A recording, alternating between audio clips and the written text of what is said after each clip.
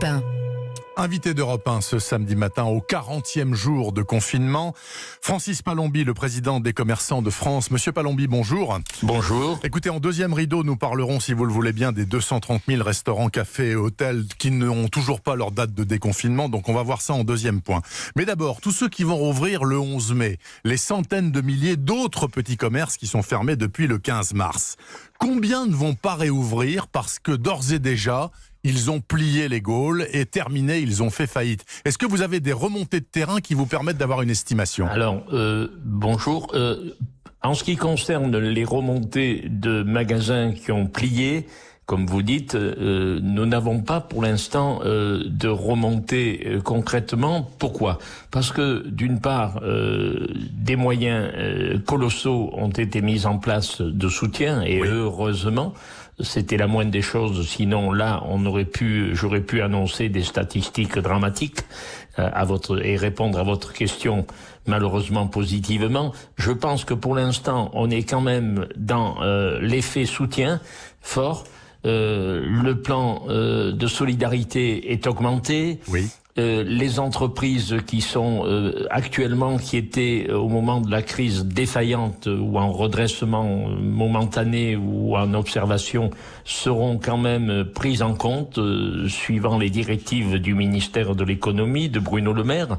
Donc on le constate, j'étais hier avec une banque par rapport à un commerçant, on est sollicité tous les jours pour soutenir ou pour être l'intermédiation de commerçants qui sont un petit peu perdus, mais pour l'instant la somme que représente la solidarité a été versée et elle est prévue à nouveau pour le mois d'avril et vraisemblablement pour le mois de mai.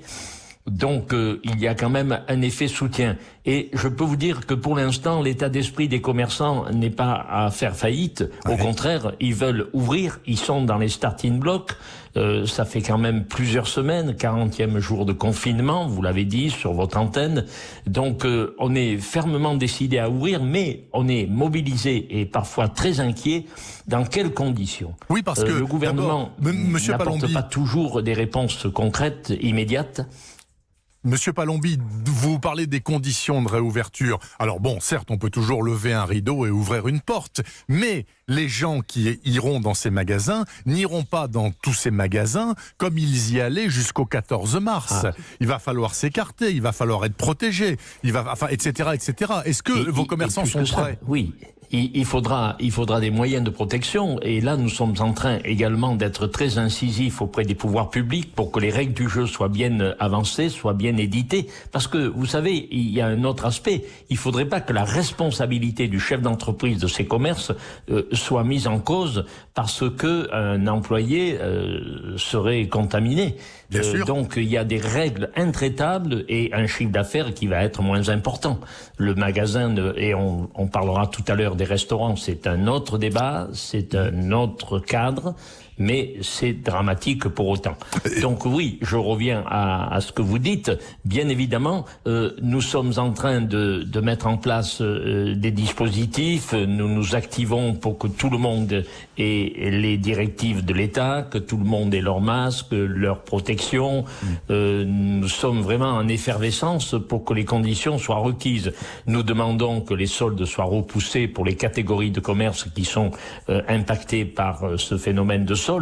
Nous demandons à ce que les promotions soient gelées un mois avant les soldes afin que les commerçants reprennent dans des conditions, on va dire, entre guillemets, normales sur le plan gestion, parce que ils ont reçu de la marchandise printemps-été, ils ne l'ont pas vendu pour grande partie, ils l'ont pas vendu, Monsieur ils étaient Palombi, fermés, ils reçoivent la saison automne-hiver. Enfin, il y a un mécanisme économique et financier qui est très difficile. Monsieur Palombi, vous avez obtenu des reports de charges sociales, c'est très bien.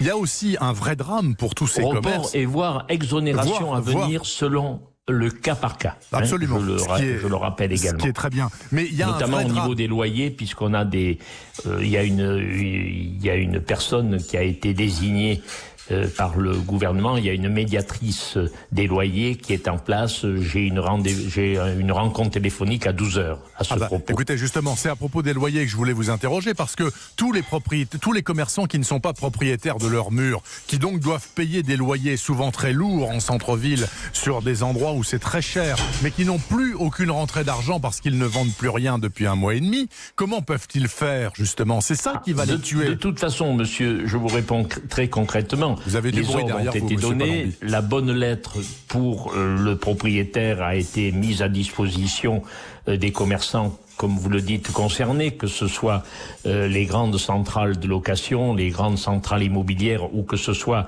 les bailleurs indépendants. Bien évidemment, compte tenu que le propriétaire ne peut plus mettre à disposition un local qui permet de faire du commerce, il y a une exonération au minimum de 3 mois qui a été, et pour les restaurants c'est encore un autre circuit, il y a une sorte de gel des loyers, pas un report, un gel des loyers pendant 3 mois, parce que les commerçants ne peuvent plus faire du commerce dans le commerce qui leur est loué. D'accord. Donc il y a quand même ce phénomène qui intervient, je le dis à toutes celles et tous ceux des auditeurs qui nous écoutent.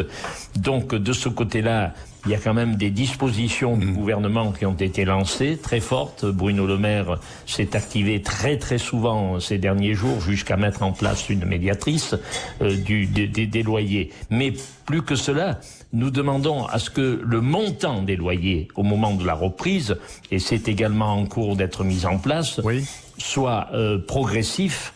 Un magasin qui fait moins 40, moins 50% et qui a un loyer 100% comme avant la crise, ça ne peut pas économiquement fonctionner.